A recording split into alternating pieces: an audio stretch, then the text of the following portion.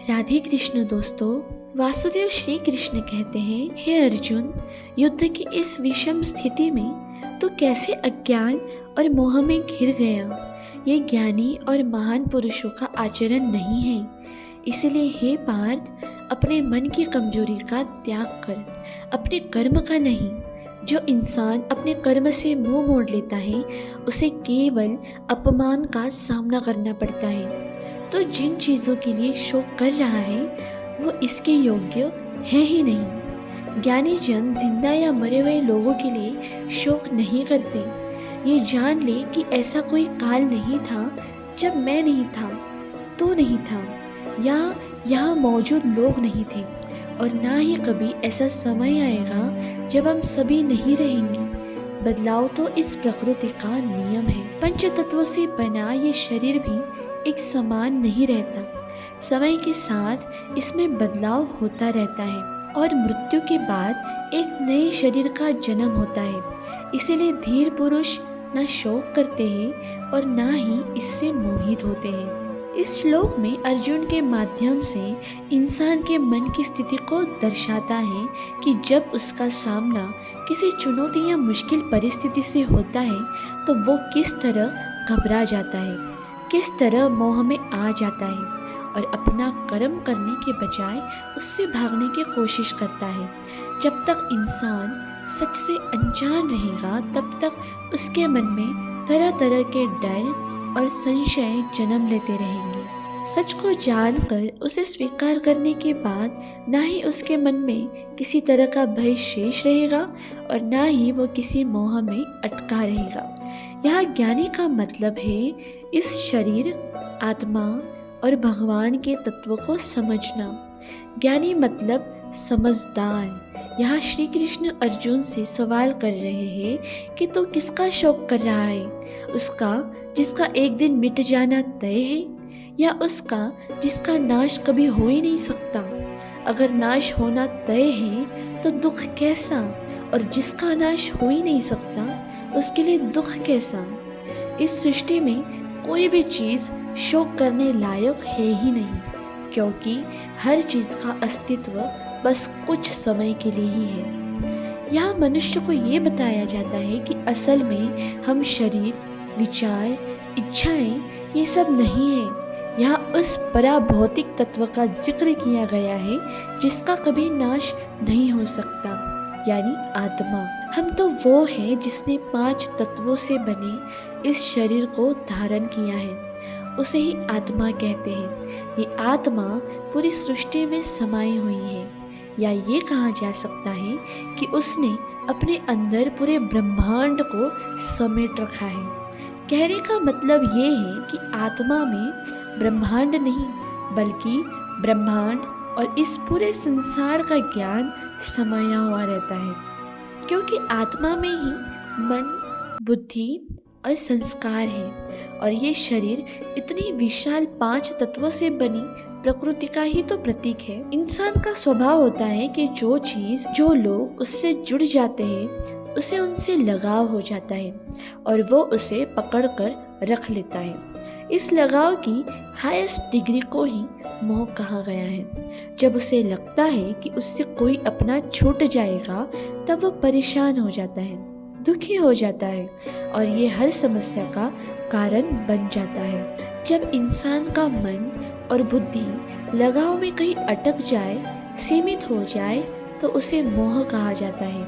इंसान को दुख तब होता है जब वो अपनी इंद्रियों द्वारा नजर आने वाली चीज़ों के मिट जाने के बारे में सोचता है। इंसान को बाहरी चीज़ों का आभास उसकी इंद्रियों जैसे त्वचा, आँख, नाक, जीभ, कान इस माध्यम से होता है। जब ये इंद्रियां बाहरी चीज़ों के संपर्क में आती हैं तो अलग अलग भावनाओं को जन्म देती हैं, जैसे सुख, दुख, सर्दी, गर्मी, जो पल पल बदलते रहते हैं। इसीलिए इंसान को हर भावना को धीरज के साथ सहन करना चाहिए। इस तरह उसके मन की स्थिति में एक संतुलन का विकास होने लगता है। ये भावनाएं सिर्फ हमारे मन की प्रतिक्रिया, रिस्पॉन्सिबल है। इनके गुलाम बनने के बजाय इन्हें ऑब्जर्व करना सीखें, रिएक्ट नहीं बल्कि इसके बारे में सोचना सीखें। जितना ज़्यादा इंसान खुद को बॉडी कॉन्शियस वाले मैं और मेरा शब्द के साथ जोड़ेगा, उतना ही वह जीवन में समस्याओं और भ्रमों का सामना करेगा।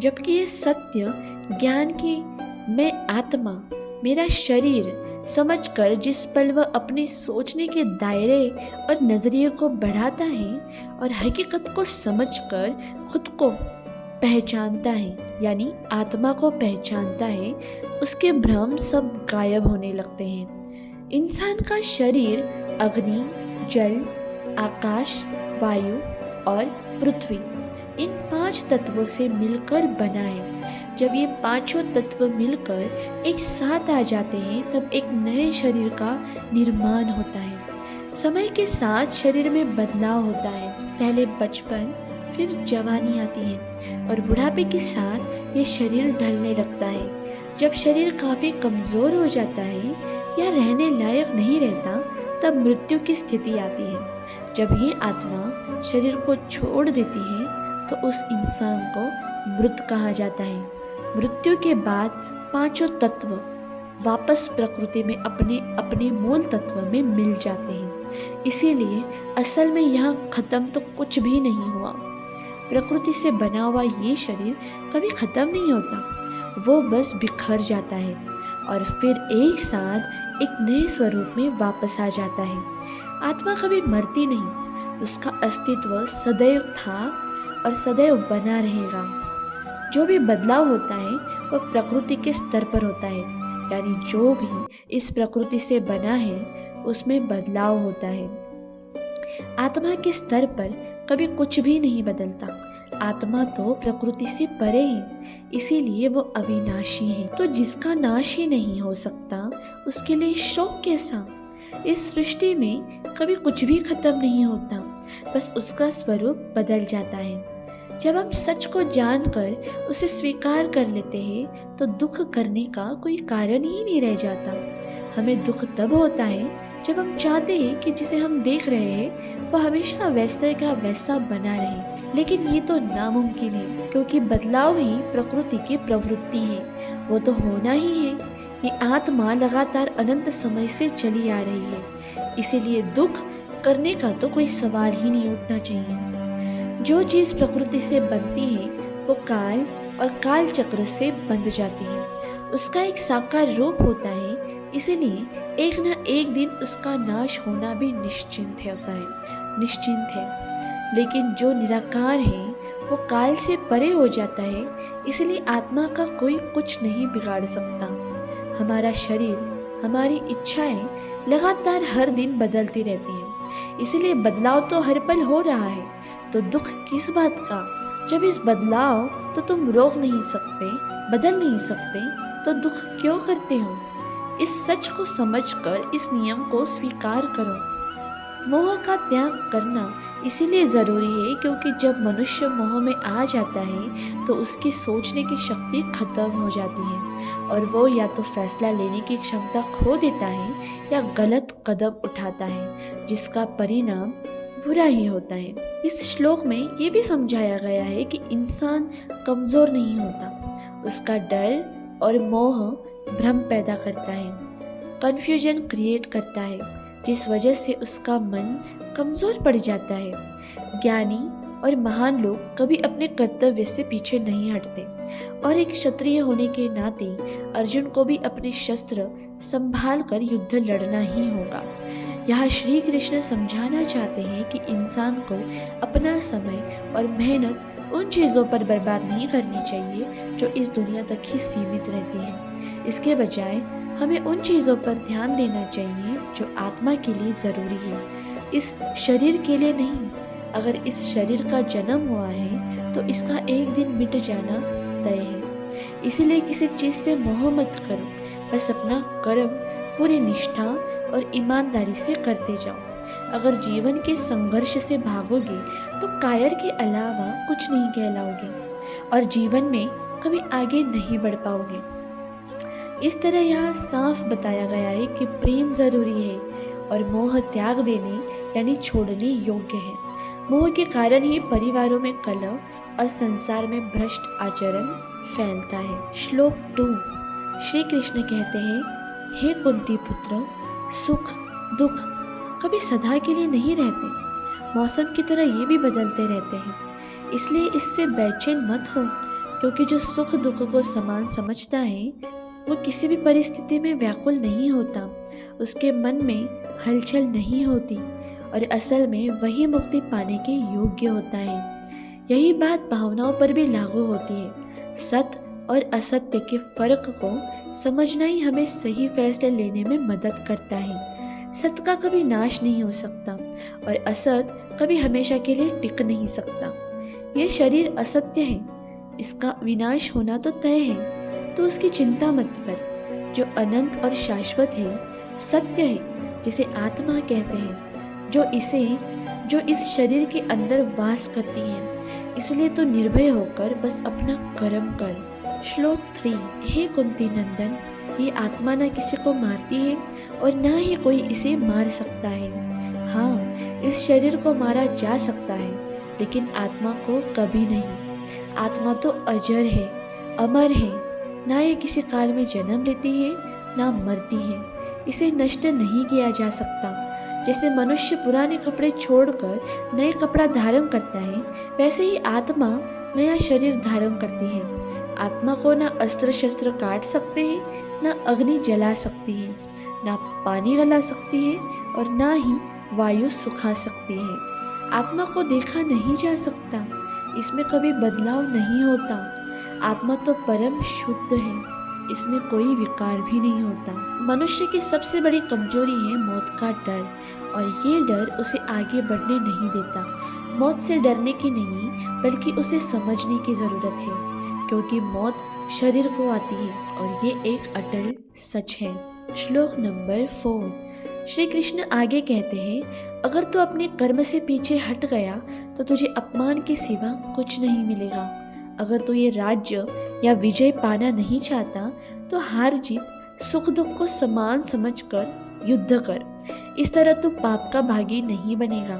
अब तक तू ज्ञान योग के बारे में सुन रहा था, अब कर्म योग के बारे में सुन। अर्जुन सोच रहे थे कि अपने लोगों की हत्या करके वो पाप के भागीदार बनेंगे, तो कृष्ण उन्हें समझाते हैं कि किसी कर्म या काम के बदले में कुछ पाने की इच्छा करना ही इंसान को बंधन में बांधता है। लेकिन जब कोई कर्म बिना किसी इच्छा के किया जाए तो वो आत्मा को आज़ादी की ओर ले जाता है। सांख्य या ज्ञान योग इस ब्रह्मांड के अटल सच के बारे में ज्ञान देती है, यानी इंसान को समझाती है कि वो असल में एक पवित्र आत्मा है, पंच तत्वों से बना शरीर नहीं। ये हकीकत और भ्रम के बीच का फर्क सिखाती है। सच का ज्ञान अज्ञानता को ना समझे को नष्ट कर देता है। श्लोक नंबर 5। श्री कृष्ण कहते हैं, हे अर्जुन, इस प्रकृति में 3 गुण हैं, सत्व, रजस और तमस, जिनसे तुझे ऊपर उठना है। तेरा अधिकार सिर्फ कर्म करने में है, उसके फल में नहीं। इसलिए तू फल पाने की इच्छा से कर्म मत कर। इस तरह तू हर बंधन से मुक्त हो जाएगा। श्री कृष्ण यहाँ मनुष्य को इन तीनों गुणों से ऊपर उठने के लिए कहते हैं। प्रकृति 3 गुणों से बनी है, यानी सत्व पवित्रता, प्योरिटी, प्रकाश, लाइट, सद्भाव, हार्मोनी, रजस, जुनून, पैशन, बेचैनी और तमस। श्लोक नंबर 6। हे पार्थ, जब मनुष्य मन की सभी इच्छाओं और विकारों को पूरी तरह से त्याग देता है तो उसे खुद को खोजने में यानी आत्म खोज में संतुष्टि मिल जाती है। उस स्थिति को स्थित प्रज्ञ कहते हैं। वो जिसका मन विपरीत स्थिति में हिलता नहीं, वो जो सुखों के पीछे कभी भागता नहीं, जो आसक्ति, डर और क्रोध से मुक्त है। ऐसे मनुष्य को स्थिर बुद्धि वाला कहा जाता है। अध्याय 2 का ये सार है। भगवान कृष्ण ने हमें अर्जुन के माध्यम से आत्मा और शरीर के बीच का अंतर सिखाया। हम शरीर, इच्छाएं नहीं, बल्कि आत्मा है। वो आत्मा जो अजन्मा और अविनाशी है। आत्मा पूरे ब्रह्मांड में समाई हुई है। और हर जीव के अंदर वास करती है। इसीलिए हम सभी एक दूसरे के साथ जुड़े हुए हैं। हमने ये भी समझा कि कर्म करते समय हमें उसके रिजल्ट के बारे में सोचकर ज़्यादा परेशान नहीं होना चाहिए, बल्कि हमें सफलता या असफलता की चिंता किए बिना अपनी क्षमता का बेस्ट इस्तेमाल करना चाहिए। इसके साथ साथ हमें अपनी असफलताओं से सीखना चाहिए और अपनी असफलताओं से निराश या हारे बिना लगातार आगे बढ़ते रहना चाहिए। एक सक्सेसफुल इंसान बनने के लिए हमें अपनी इच्छाओं को कंट्रोल करने या सीमित करने की भी ज़रूरत है। आप जो भी कर रहे हैं उसमें अपना पूरा दिमाग लगाएं। आपका पूरा फोकस अपने गोल पर होना चाहिए। आप जो भी काम करते हैं उसे पूरे कंसंट्रेशन और मन से करें। ये गीता के कर्म योग का मुख्य विषय और आपके द्वारा किए गए काम में सफलता पाने का रहस्य भी है। इस बात को समझिए कि हमें बहुत सी चीज़ें नहीं चाहिए, क्योंकि ये इच्छाएं मन में शुरू होती हैं और इसका कोई अंत नहीं है। इसीलिए हमें अपने मन पर कंट्रोल करना सीखना होगा। एक स्टूडेंट के रूप में अपने लिए एक हाई गोल सेट करें, अपना बेस्ट दें और अपनी पढ़ाई पर फोकस करें। अगर आप बिजनेस करते हैं तो पूरी ईमानदारी के साथ व्यापार करें। अगर आप जॉब करते हैं तो कुछ पाने की इच्छा करने से पहले ये भावना रखें कि आप उस कंपनी के लिए क्या क्या कर सकते हैं। अपने परिवार और अपनों के प्रति अपनी हर जिम्मेदारी को बखूबी निभाएं, लेकिन उनके प्रेम में धृतराष्ट्र की तरह अंधे ना बने कि आप सही और गलत के बीच का अंतर भूलकर गलत कदम उठाने से भी ना चूकें। आप सभी को राधे कृष्ण। अगर ये वीडियो आपको पसंद आई तो लाइक, शेयर एंड सब्सक्राइब ज़रूर कर दीजिएगा, ताकि हर भगवद गीता का चैप्टर आप तक पहुंच सके। राधे राधे।